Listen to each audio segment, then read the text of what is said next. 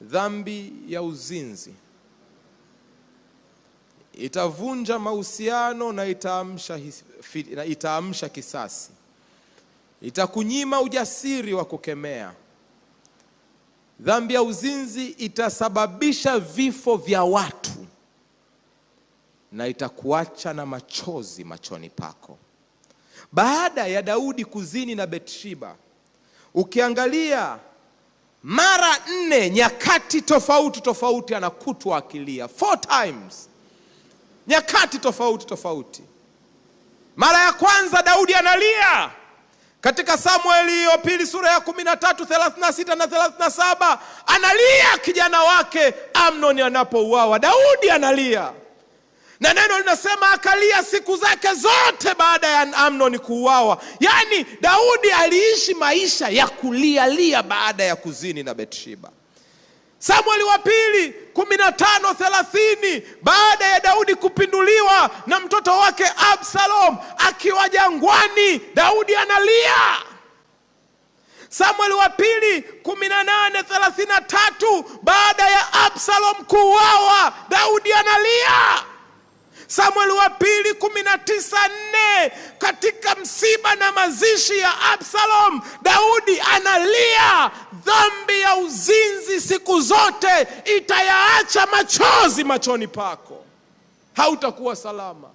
It's a pleasure you get for 10, 15, 20 minutes, 1 hour, but it will leave you crying and weeping bitterly for a long time of your life. Daudi alilia. Alilia kwa sababu kutokana na hapo watoto walikufa. Daudi alilia. Alilia kwa sababu kutokana na hapo binti yake alibakwa. Daudi alilia. Alilia kwa sababu kutokana na hayo alipoteza kiti chake cha mfalme. Daudi alilia. Alilia kwa sababu kutokana na hayo watu 20,000 walikufa katika vita ambayo Absalom alikuwa anapambana na baba yake. Maisha ya Daudi yalikuwa ni ya kulia na kulia na kulia.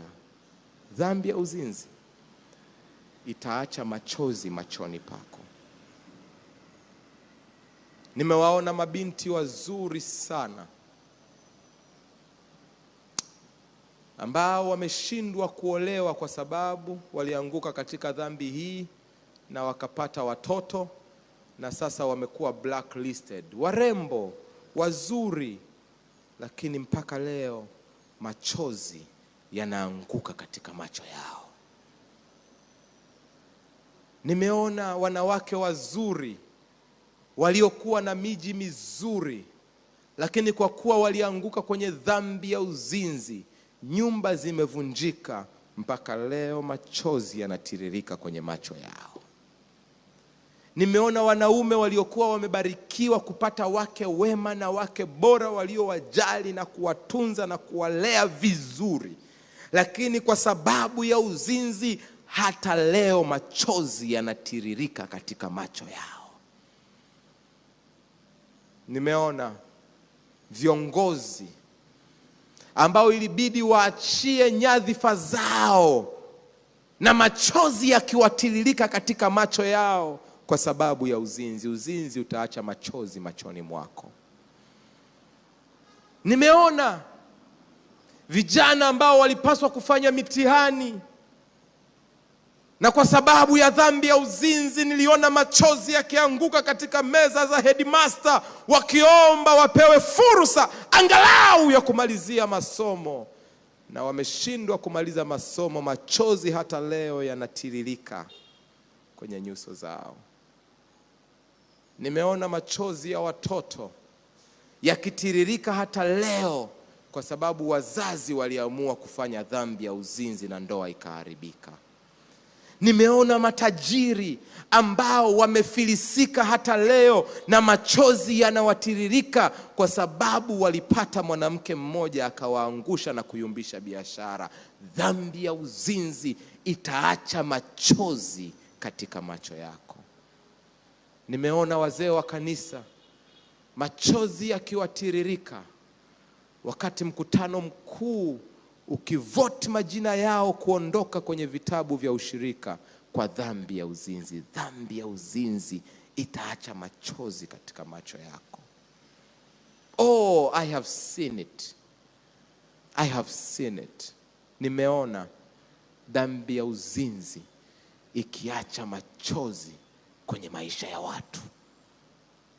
Daudi, dhambi hii ilimwachia machozi na machozi na machozi na machozi.